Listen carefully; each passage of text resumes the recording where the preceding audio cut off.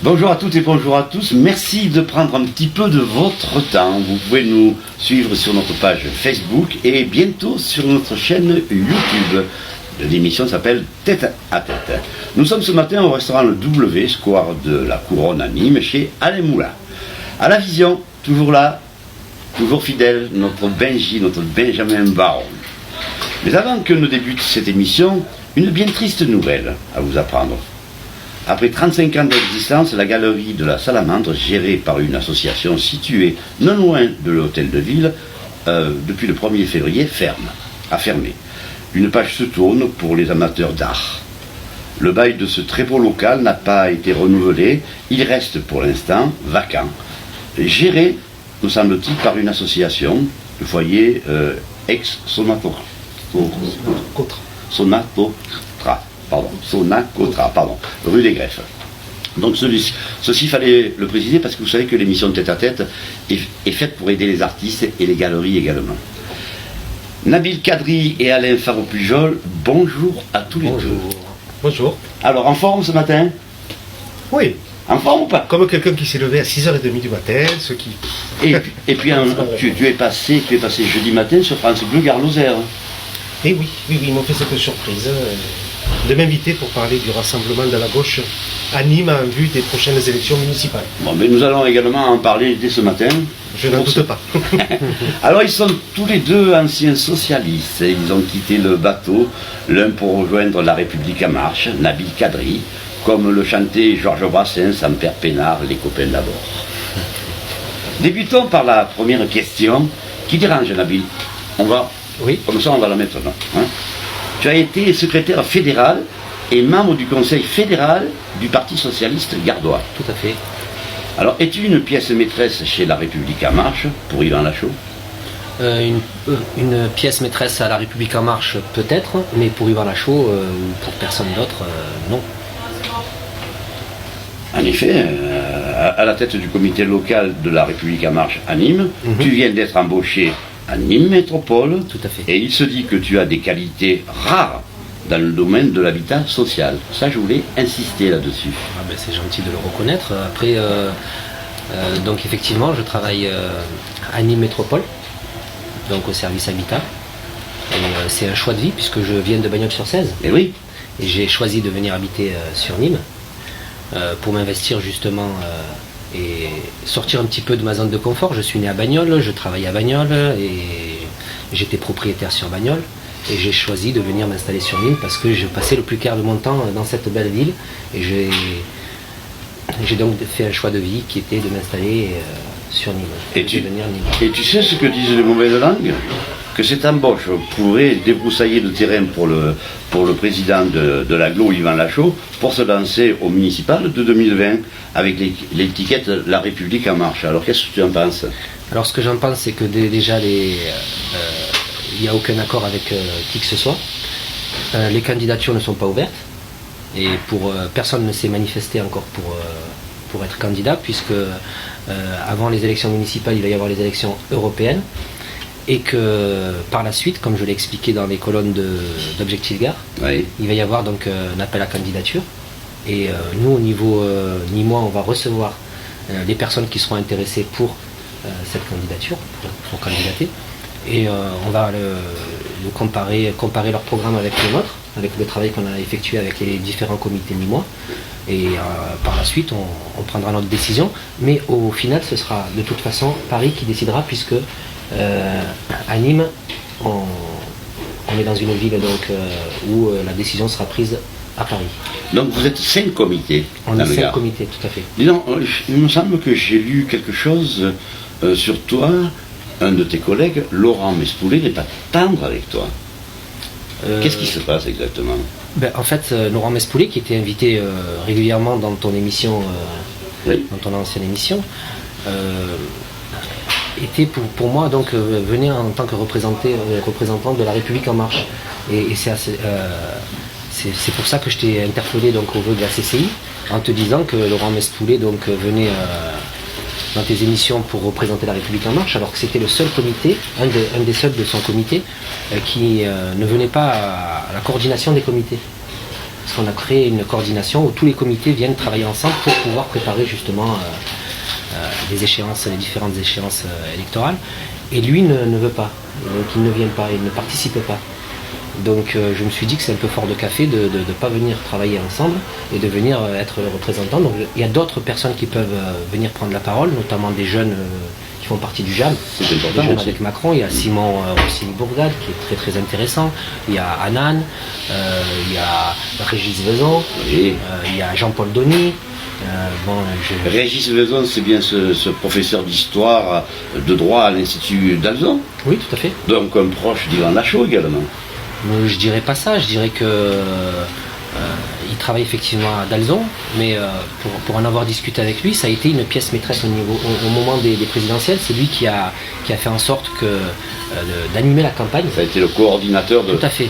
Et c'est lui qui, très tôt, au lendemain des présidentielles, nous a mis au travail et a fait en sorte de créer cette dynamique pour qu'on puisse, tous les comités, ne pas travailler chacun de son côté, mais coordonner ce travail et préparer un travail en commun. Et c'est dans ce fameux comité de coordination que n'a pas voulu participer Laurent Mescoulet. Dis donc, Bagnol, et il sort pas mal de pépites. Là. Bon, il y a toi, il y en a pas mal. Il y a Jérôme Talon également. Jérôme Talon, donc notre référent départemental. Oui. Donc effectivement qui impulse cette dynamique, qui fait venir des personnalités, on a reçu dernièrement on a fait une réunion sur l'Europe, on a reçu l'huilier, un des représentants du Parlement. Donc effectivement il doit gérer un petit peu, c'est vrai il y a eu des tensions au niveau nîmois, donc c'est lui qui gère un peu et voilà, donc il joue son rôle d'animateur. Très bien. Alain Fabre Pujol, bon, nous, ça fait des années que nous nous connaissons. Quelque temps, oui. Hein. Que penses-tu de la situation à Nîmes et que penses-tu de la situation en général de la République en marche? Toi, Alors, je vais y revenir à cette question. Moi, je me pose la question. Oui. Où es-tu? Tu étais socialiste, tu es devenu écologiste, tu essaies d'effectuer un rassemblement avec toutes les forces de gauche à Nîmes. Alors, tu en es où et que penses-tu de la situation de la République en marche? À toi. Où j'en suis, j'ai une structuration politique acquise relativement jeune. Je rappelle les fondamentaux du Parti Socialiste de 1973, qui étaient le front de classe, l'union de la gauche, l'autogestion.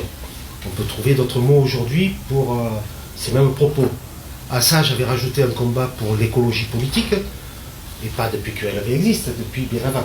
Je me rappelle que dans les années 70, je militais déjà contre la centrale au fioul d'Aramon. Donc le front de classe, c'est le rassemblement de tout ce qui peuvent se considérer comme étant opprimés par le capitalisme financier. Cette centrale a fermé déjà. Oui, depuis. Elle a connu, après c'était le charbon, d'autres déboires, enfin, etc. Mais elle pollue énormément pour peu d'énergie produite, déjà. Donc le front de classe, le rassemblement des personnes, l'union de la gauche, parce que je crois que la gauche a l'avenir et des victoires qui peuvent être assurées dès lors qu'elle ne dit pas que toute sa famille, c'est la gauche.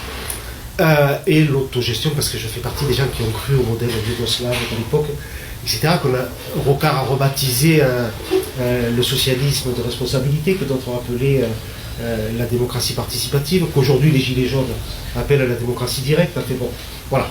Donc j'ai cette structuration politique qui fait que j'ai passé de longues années au Parti Socialiste, et quand le Parti Socialiste a abandonné le socialisme, plus de raison d'y rester. Comme j'ai passé quelques temps à Europe Écologie Les Verts, et puis je les ai quittés parce que il me semble que l'écologie sans dimension humaine ne peut pas être un véritable projet d'écologie politique. Et aujourd'hui, j'ai rejoint ce week-end le rassemblement de la gauche républicaine et socialiste. Alors ça veut dire quoi, républicain, écologiste et socialiste, donc les trois vecteurs qui me conduisent depuis des années. Donc je m'y sens bien. Et est-ce que sur Nîmes, vous avez la possibilité de rassembler toutes les gauches, que ce soit OPC, OPS, Europe Écologie Les Verts dont tu nous parlais, mais il y a également un ancien toujours socialiste qui est Jérôme Puech, tu as les communistes avec Vincent Bouget, tu as la France, les Insoumis avec Segui. Est-ce que vous allez arriver à fédérer tout cela. Alors, Aucun commentateur politique ne pariait un centime sur la victoire de la gauche lorsque j'ai passé une alliance avec Alain Carré. oui, mais alors attends. Depuis- Si vous avez gagné à l'époque, c'est quand même parce qu'il y avait un problème entre Jean Bousquet et Camille Lapierre. Et nous avons la même problématique aujourd'hui qui se conjugue en plus de l'arrivée sur le front de droite républicain de la France, de la République en marche. Donc, bon, on va avoir affaire à ce que j'appelle depuis quelques jours la droite du mensonge incarnée par Yvan Lachaud, la droite du déclin incarnée par Jean-Paul Fournier et la droite du mépris incarnée par les amis de Macron. Face à ça, j'appelle un rassemblement de la gauche. Je ne sais pas aujourd'hui si on va y arriver. Comme nos amis républicains de la République en marche, c'est après les européennes que tout ça va se passer. C'est pas très sérieux. Il peut y avoir quand même une adhésion entre tous les partis de gauche. Toi de la République en marche. Moi, j'y crois pas. Tu n'y crois pas? Je ne crois pas. Parce qu'ils vont être confrontés à un moment donné au leadership. Tout le monde va vouloir être à un moment donné à la tête de liste.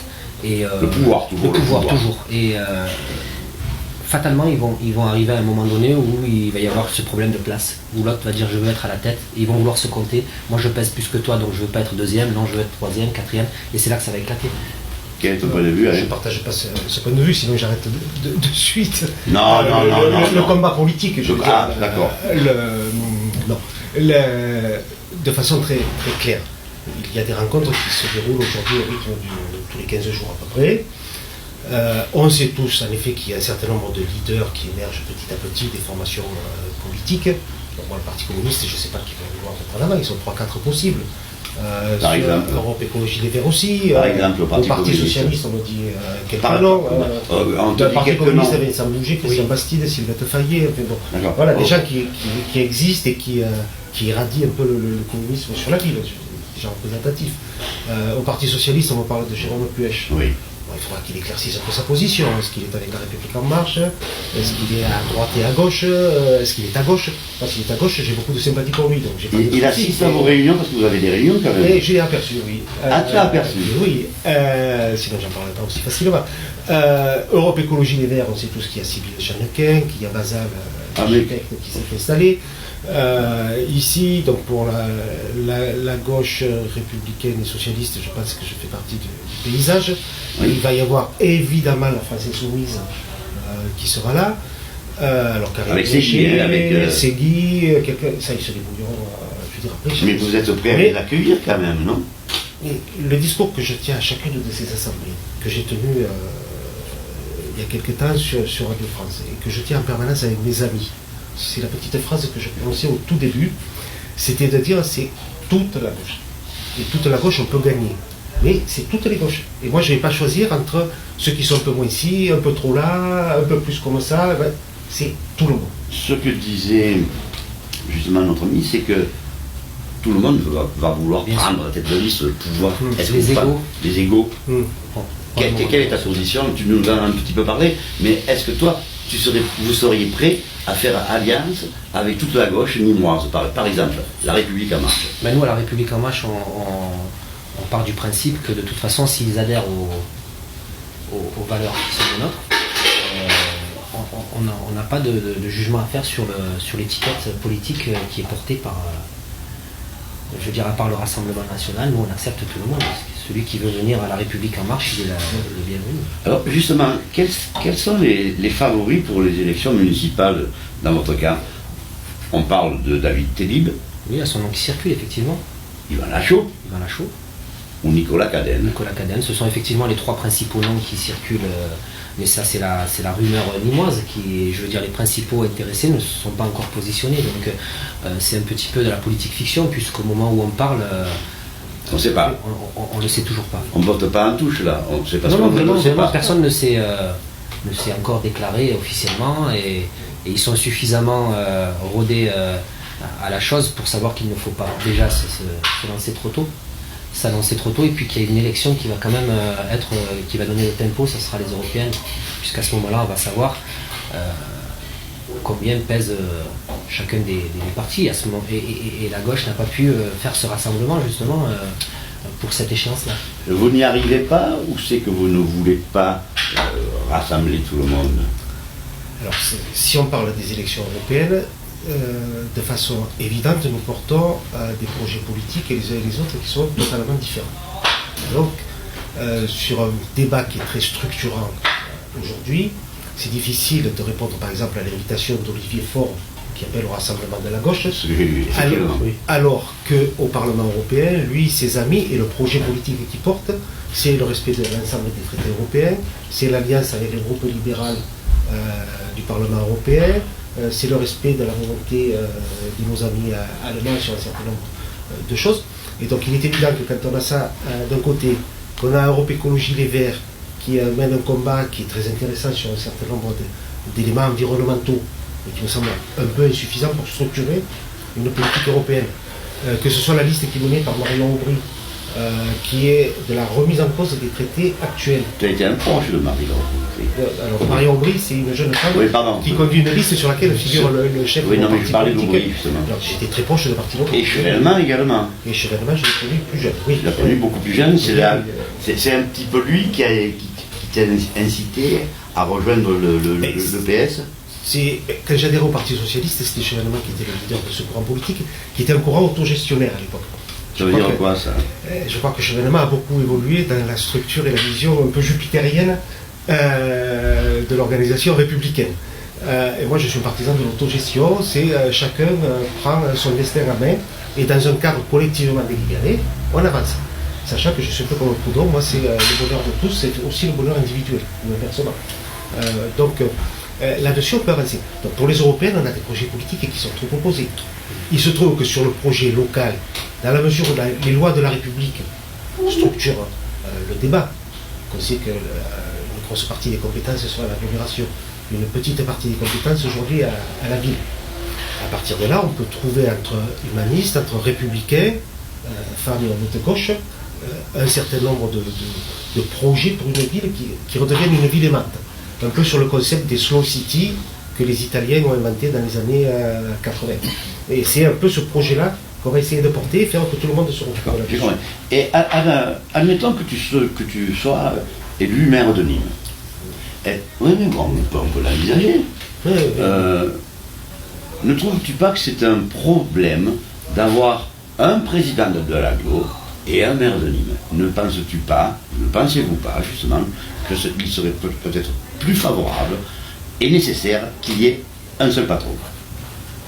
De fait, de toute façon, le patron aujourd'hui, c'est le président de la communauté d'agglomération. Oui, les compétences sont pratiquement, de façon, pas toutes, mais il y a 17-18 compétences majeures qui sont à la communauté d'agglomération. Voilà. Après, là où il y a une difficulté, c'est qu'ils se voient tous les deux concurrents pour 2020. De toute façon, c'est une hypothèse dont tu parles, de façon très claire. Si jamais j'étais recandidat en 2020, ce serait mon dernier mandat. Donc, je ne suis pas en concurrence avec qui que ce soit. Et je dis bien dans l'hypothèse où. Donc, on est très très loin aujourd'hui. Ça veut dire que Jean-Paul Fournier est trop vieux pour se présenter, il a fait un mandat de trop? Je pense qu'après 3 mandats, et ça je pense que ça peut être des points communs avec la République, au bout de 3 mandats quand même, il est temps d'exécutif. 3 mandats d'exécutif avec des mandats d'opposition, puis avec des mandats d'exécutif qui ont précédé encore. Parce que tout le monde oublie qu'il était adjoint au maire de Jean Bousquet. À l'urbanisme. À l'urbanisme. Et donc tout ce genre de choses, il faut qu'ils soient issus du même groupe, me semble nécessaire. Parce qu'en effet, on vit dans une... Ou alors, on va, avec la politique de Jean-Paul Fournier aujourd'hui et d'Yvan Lachaud aujourd'hui, on va se retrouver dans un phénomène assez extraordinaire qui fait que, quoi qu'il arrive, la ville de Nîmes va se retrouver à l'extérieur, votée en touche par les membres de la communauté d'agglomération. Qui aura pas Nîmes. Alors n'importe qui, à la limite, la gauche, la droite, là, mais pas Nîmes. Parce qu'on peut rêver aussi d'un président d'agglomération qui ne soit pas nîmois, qui soit élu démocratiquement par les 110 membres du conseil communautaire. C'est rare. Ne penses-tu pas que tout est bouclé déjà? Ne penses-tu pas que tout est bouclé, ferraillé, afin que ce soit toujours les mêmes qui puissent avoir les fonctions? Qu'est-ce que tu en penses? Je ne pense pas, puisque un des fondamentaux de la République en marche, c'est justement de renouveler les hommes politiques, les hommes et les femmes politiques, puisque quand on regarde l'Assemblée nationale, elle s'est rajeunie de 5 ans. La moyenne, c'est 48 ans maintenant. Elle s'est féminisée. Il n'y a jamais eu autant de femmes, et c'est une bonne chose à l'Assemblée. Elle s'est diversifiée. Il y a beaucoup plus de gens qui travaillaient, qui avaient un travail, ou des chefs d'entreprise. Et moi, quand je regardais à l'époque la question gouvernement, je voyais vraiment une assemblée qui ne représentait pas la diversité et la population, alors que maintenant, si on regarde dans le Gard par exemple, on a 2 députés qui sont 2 femmes, 2 hommes, on a 2 personnes qui étaient dans la vie civile, Annie Chapelier, elle était infirmière anesthésiste, Oui. Anthony Cellier, il travaillait donc dans le privé. C'est François Dumas. Justement, donc c'est pour ça que j'ai dit 2 qui travaillaient dans le civil et 2 qui étaient déjà dans la politique. Parce qu'elle a failli quand même rejoindre la mairie de Nîmes, quand même, Françoise Dumas. Donc on ne savait pas non plus où elle était, si elle était vraiment socialiste. Elle a quitté le Parti Socialiste parce que ça se cassait un petit peu la figure. Et, pour rejoindre une équipe dynamique avec La République en marche. Et c'est vrai qu'il faut l'admettre, Macron a donné un coup de pied dans cette fourmilière. Hein, tu es d'accord Non, je ne suis pas d'accord. Alors vas-y. Sous prétexte de jeunisme et de dégagisme, puisque c'est un peu l'essentiel de la campagne présidentielle qui vient de passer, on retrouve tous les travers de l'ancien monde. C'est-à-dire le libéralisme autoritaire dont a arrivé Sarkozy, que De Gaulle a peut-être mis en œuvre en son temps, mais jamais on a connu une dérive aussi autoritaire qu'aujourd'hui dans nos institutions et dans la pratique du pouvoir jupitérien que veut le président. La France qui est livrée à la finance. Alors je me rappelle du discours de François Hollande, mon ennemi c'est la finance, qui a fait rire la terre entière, et qui a énormément déçu parce qu'il justement il n'a pas fait ce qu'il avait dit. Mais là au moins Macron il n'a pas trompé. Il a dit mes amis c'est la finance. Et il travaille essentiellement pour les 10 grands groupes bancaires, la petite centaine d'entreprises qui dominent aujourd'hui au prétexte de ruissellement. Donc, cette théorie économique qui nous vient de l'école de Chicago, qui a mis à faire ça en Amérique latine et qu'on voudrait nous appliquer aujourd'hui. Donc, oui, il y a un rajeunissement de l'Assemblée nationale et des cadres, mais non, la politique, c'est une politique ancienne, datée, et qui fait fi des horizons nouveaux. On n'a rien sur l'environnement, sur l'écologie, sur les questions sociales. Donc, oui, sur l'écologie, on a bien vu quand même ce qui est devenu Hulot. Hein. Il est parti quand même. Mais c'est un exemple parmi d'autres, mais moi je ne suis pas trop pour le culte de la personnalité. Justement, Macron, qui est en difficulté, progresse dans les sondages. Mais... Qu'en pensez-vous? J'ai lu Huffington Post avant de venir. Ouais. Donc oui, il progresse dans les sondages, mais il progresse dans l'électorat républicain essentiellement. Alors justement, il est remonté à 34. À 34, c'est-à-dire comme il était même un petit peu au-dessus avant les événements des Gilets jaunes. Mais pourquoi? Parce qu'il a entendu cette colère. Et il y a eu des actions qui ont été menées, notamment donc la défiscalisation des heures supplémentaires, pour le chèque énergie, 50 € qui va toucher des millions de foyers. Il a mis en place les 100 € par mois. C'est pas vrai. Alors ce qui est pas vrai. 100 € qui vont être donnés. Il faudra que vous me trouviez une Nîmoise ou un Nîmois qui bénéficie pleinement des 100 €. Ça a été mis en place en février, le premier paiement. Mais sauf que les premiers paiements arrivent et que moi j'ai des gens qui pourraient en bénéficier, qui viennent me voir en me disant d'abord c'est pas 100 € et de toute façon, comme ils ont relevé les plafonds pour ouvrir le droit, du coup on n'a pas du tout. Alors, il faut être au SMIC. Il faut être au SMIC. Non, ça y est, c'est en place. Et après, même un couple ou un couple qui toucherait le SMIC avec des enfants peut aussi y prétendre. Et ça peut même monter à 200 € si des enfants, puisqu'on prend en compte aussi les parts des enfants. Bon, c'est un peu technique, mais ça a été mis en place. Donc les gilets jaunes, parce que là, vous voyez, l'émission va très vite, il ne nous reste plus que 5 minutes. Ouais. Les gilets jaunes, ça a été une bonne chose quand même pour le peuple, parce que les gilets jaunes, c'est quand même le peuple. Tu es d'accord avec moi ou pas? Complètement. Moi je suis pour que, par rapport au grand débat, qu'on sorte des ronds-points et qu'on vienne exprimer cette colère, puisque cette colère elle est là. Elle existait depuis de nombreuses années. Elle était latente, c'est pas la venue de Macron qui a mis le pays dans la situation dans laquelle il se trouve, mais effectivement, les gilets jaunes, le déclencheur ça a été l'augmentation du carburant. C'est parti de là, puis après toutes les colères sont venues et sont remontées. Et ce qu'a fait Macron, là, on lui reproche maintenant de faire le grand débat en lui faisant un procès en... Justement, c'était une de mes questions. Le grand débat, tu es favorable, bien sûr. Ah, j'y participerai pas. Mais on peut être que On va être clair. Non, mais j'y participerai pas. Et j'ai lu une question qui fait que j'ai tout arrêté. C'est quel service public il faut fermer pour faire baisser les impôts. Je me suis dit, les gilets jaunes, ça démarre, c'était la taxation sur l'essence, c'est devenu sur l'impôt sur les sociétés, sur la question sociale, de l'aménagement du territoire, de la fracture sociale, des services publics, etc. Et je me dis, la seule question qu'on arrive à poser, c'est pour baisser vos impôts, quel service public on supprime. Moi j'ai dit, on va maintenir un service public et on va aller chercher l'argent où il est, c'est-à-dire l'impôt sur les fortunes, la flat tax, etc. Ce que Macron a mis en place avant de commencer à imaginer qu'on puisse verser quelques euros au SMICAR. Donc la théorie du ruissellement, je ne crois pas. Et je pense que là, c'est une belle occasion pour le président Macron de faire la campagne des Européennes avec les contribuables français. C'est ce qui a fait qu'il est remonté dans les sondages, c'est que il est parti écouter, donc il était dans les banlieues il y a pas longtemps, il y a quelques jours, et il est parti voir les maires, parce que ce sont quand même eux qui sont la courroie de transmission entre justement le peuple et les... À un moment donné, il les a oubliés, les maires, quand même. Oui, mais il a fait son mea culpa sur ça. Il y a eu des choses qui n'ont pas fonctionné. Effectivement, il y a eu une distance entre lui et qui lui a été reprochée, mais il a quand même entendu et il a rectifié la trajectoire qui était la sienne. Donc, moi, quand j'entends dans les ronds-points Macron démission ou bien que... Pour y mettre qui à la place? Voilà, c'est pas une question de personne. Honnêtement. C'est pas une question de personne. Ouais, c'est une question de politique. Non, mais c'est même pas une question de personne, parce que Marine Le Pen qui demande la dissolution de l'Assemblée des parlementaires ont été élus pour 5 ans. Ouais. On ne peut pas comme ça venir réclamer une démission.